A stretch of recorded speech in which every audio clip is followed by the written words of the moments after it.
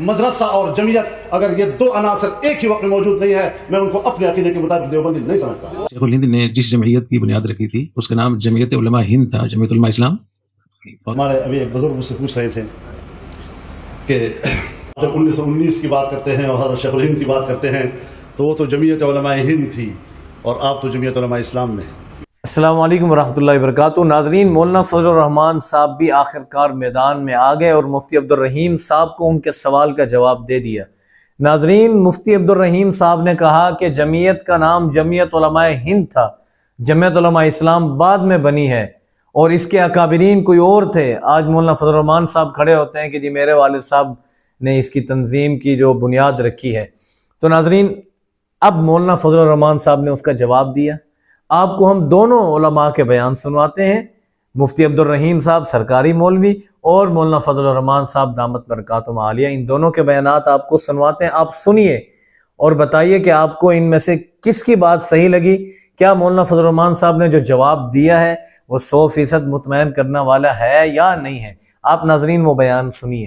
السلام علیکم ورحمۃ اللہ وبرکاتہ۔ ناظرین، آپ جانتے ہیں کہ سردیاں آ چکی ہیں اور ان سردیوں کے اندر ہر شخص کو دیسی گھی، شہد اور اس کے علاوہ سلاجید کی ضرورت پڑتی ہے اور وہ بھی خالص اور 100% پیور چیز چاہیے۔ تو آپ ہم سے رابطہ کر کے خالص سلاجید، چھوٹی مکھی کا، بڑی مکھی کا شہد، گائے کے مکھن کا دیسی گھی منگوا سکتے ہیں۔ انشاءاللہ آپ ہماری سروس سے 100% مطمئن ہوں گے۔ تو ناظرین، دیر کس بات کی، اسکرین پر دیے گئے نمبر پہ ابھی رابطہ کیجئے اور گھر بیٹھے اپنی مطلوبہ چیز حاصل کیجئے۔ شیخ الہند نے جس جمعیت کی بنیاد رکھی تھی اس کا نام جمعیت علماء ہند تھا، جمعیت علماء اسلام، اور اس کا مقصد ہندوستان کو انگریزوں سے آزاد کرانا تھا۔ اس وقت میں تو پاکستان کی کوئی نام ہی نہیں تھا بالکل سے۔ تو جمعیت علماء ہند کے مشن میں اس وقت میں جب شیخ الہند 1920 کی بات ہے، جمعیت علماء ہند کی بنیاد تو اس وقت رکھی گئی تھی نومبر 1919 میں، جب شیخ الہند جیل میں تھے۔ تو آپ جیل سے رہا ہو کر تشریف لائے تو پھر دوبارہ اس کی تجدید ہوئی اور حضرت کو اس کا صدر بنایا گیا، سرپرست بنایا گیا۔ تو وہ نومبر 1920 تھا، 105 سال ہو گئے اس کو۔ تو اس وقت میں ہندوستان کی آزادی ہی بڑا مقصد تھا اس کا۔ جب پھر مسلم لیگ وجود میں آئی اور حضرت تھانوی قدس روح نے اور حضرت کے جو خلفاء تھے، حضرت مولانا شبیر احمد عثمانی، حضرت مفتی شفیع صاحب، حضرت مولانا مفتی محمد حسن امرتسری جامعہ اشرفیہ کے بانی، حضرت مولانا خیر محمد جالندری، حضرت مولانا احتشام اللہ تھانوی، حضرت مولانا ظفر احمد عثمانی، یہ حضرات انہوں نے مسلم لیگ کی حمایت کی، پاکستان بننے کی حمایت کی۔ اور جمعیت علماء ہند میں جو حضرات تھے انہوں نے کانگریس کی حمایت کی کہ ہندوستان کو تقسیم نہیں ہونا چاہیے۔ حضرت مولانا شبیر احمد عثمانی رحمۃ اللہ علیہ جمعیت علماء ہند کے بڑے اکابر میں سے تھے، لیکن جب مسلم لیگ کی تحریک چلی اور پاکستان بننے کا ایک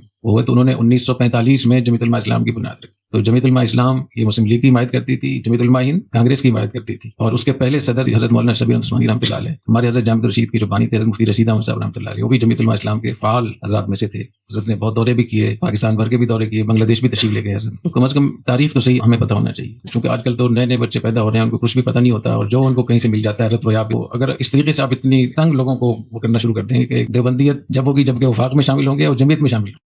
ہمارے ابھی ایک بزرگ مجھ سے پوچھ رہے تھے کہ آپ جب 1919 کی بات کرتے ہیں اور حضرت شیخ الہند کی بات کرتے ہیں تو وہ تو جمعیت علماء ہند تھی اور آپ تو جمعیت علماء اسلام میں۔ اس سوال کو کیسے حل کریں گے؟ میں نے کہا یہ ہماری چھوٹوں کی سوچ کا مظہر ہے، ہم جتنے چھوٹے ہیں اتنا چھوٹا سوچتے ہیں۔ ایک ہی مدرسے، ایک ہی استاد، ایک ہی عقیدے، ایک ہی فکر کے لوگ۔ سن 45 میں ایک اختلاف آ گیا، برصغیر منقسم ہونا چاہیے یا برصغیر متحد ہونا چاہیے، منقسم ہندوستان یا متحدہ ہندوستان، اس پہ اختلاف آ گیا، ایک نقطے پہ اختلاف، اور بالآخر پاکستان بنا۔ منقسم ہندوستان کا فکر کامیاب ہو گیا، ہندوستان منقسم ہو گیا۔ ان بڑوں کی سوچ کو دیکھیں، ان کی عظمت کو دیکھیں، ذرا اس سطح پر جا کر سوچو، کیا اس کے بعد ہندوستان میں جمعیت علماء اسلام کا وجود رہا؟ کیا اس کے بعد پاکستان میں جمعیت علماء ہند کا وجود رہا؟ تو جب میرے اکابر نے مجھے بتا دیا اس وقت کہ ایک نقطے پہ اختلاف تھا، ختم ہو گئی بات، اب ہندوستان ہوگا تو وہاں جمعیت علماء ہند ہوگی، اپنے ملک کی خدمت کرے، اور یہاں پر جمعیت علماء اسلام ہوگی، ساری جمعیت علماء ہند جمعیت علماء اسلام میں شامل ہو گئی اور پاکستان کی خدمت کے لیے آمد۔ تو تسلسل باقی تو برقرار رہا نا۔ یہ ہم چھوٹوں کی چیزیں ہوتی ہیں جو چھوٹے چھوٹے معاملات پر سوچ کر ایک دوسرے کو تقسیم کریں۔ 1857 کے مراحل سے گزرنے کے بعد، 1857 کے مراحل سے گزرنے کے بعد، جبکہ محاذ پر صرف 3 شخصیتیں رہ گئی تھیں، صرف 3 شخصیتیں رہ گئی تھی،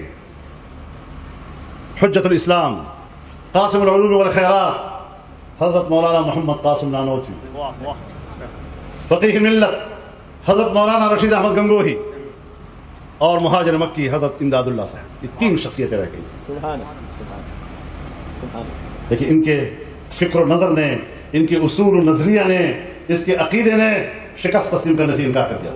میرے محترم دوستو، اس بات کو ہمیں سمجھنے کی ضرورت ہے.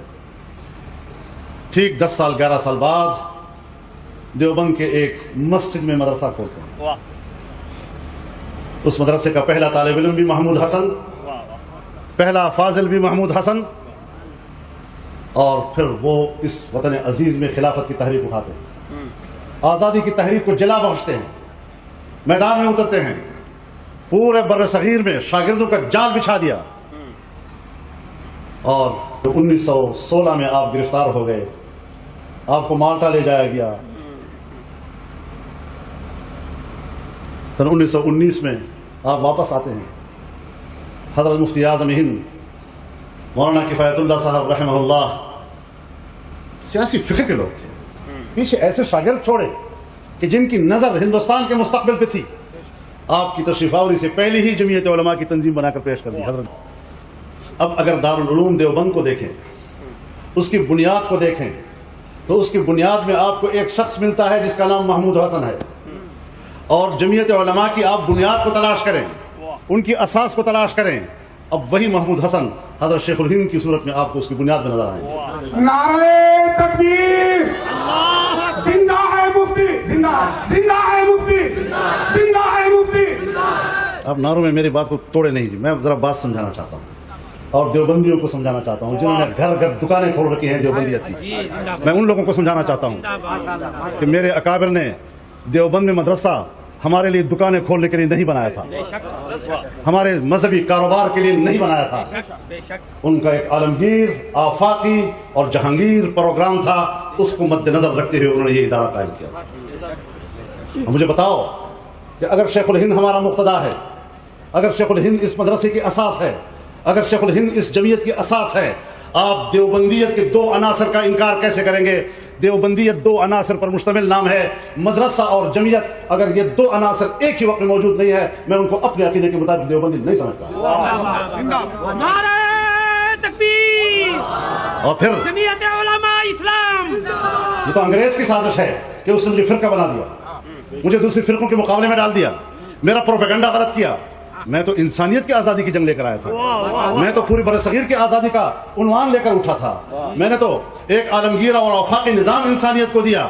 آج ہمارے ماحول میں تعصب کی باتیں کی جائیں، قوم کو تقسیم کرنے کی باتیں کی جائیں اور راہ اعتدال سے ہٹ کر باتیں کی جائیں، یہ میرے اکابر و اسلاف کا نظریہ نہیں ہے. ناظرین، آپ نے دونوں حضرات کے بیانات سنے. اب صرف آپ نے کمنٹ کے اندر اپنی رائے کا اظہار کرنا ہے کہ مفتی عبدالرحیم صاحب نے بات بھی کی ہے اور مولانا فضل الرحمان صاحب کی بات بھی ہے. ان میں سے آپ کو کس کی بات زیادہ اچھی لگی ہے؟ کیا مفتی عبدالرحیم صاحب نے جو بات کی ہے اس کو مولانا فضل الرحمان صاحب نے کلیئر کیا ہے یا نہیں؟ آپ کو سمجھ آیا یا نہیں؟ آپ نے کمنٹ کے اندر ضرور بتانا ہے.